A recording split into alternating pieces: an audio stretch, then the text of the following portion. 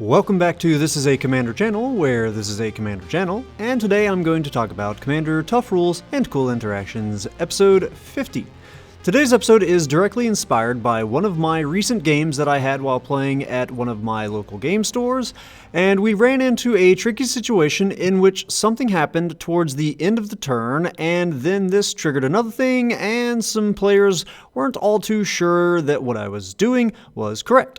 So here's the video explaining this specific scenario, but you can apply this to a whole lot of things in Magic the Gathering. Let's just jump straight into what happened in my game. So, I was using my Wilhelt the Rotcleaver deck, and I had Wilhelt out, and he has two abilities. The first says, whenever another zombie you control dies, if it didn't have Decayed, create a 2/2 black zombie creature token with Decayed. And then his second ability says, at the beginning of your end step, you may sacrifice a zombie. If you do, draw a card.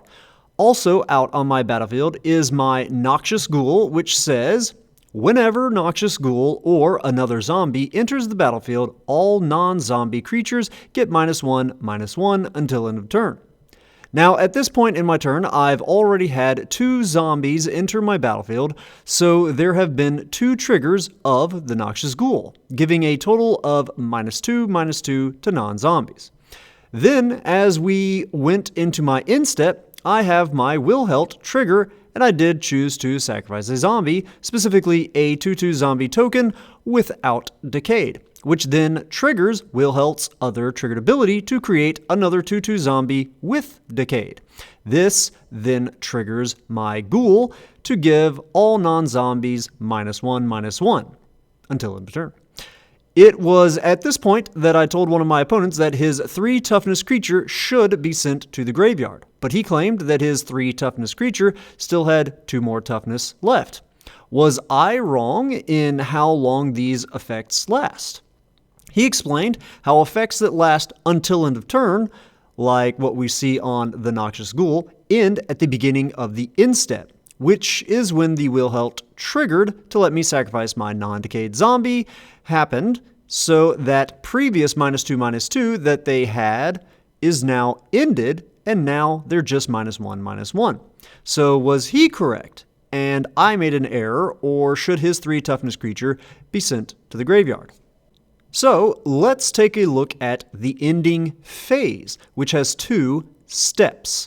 If you'd like to look at this stuff in more detail, then check out the comprehensive rules and head to sections 512, 513, and 514, which covers the ending phases and its 2 steps, the end step and the cleanup step, respectively.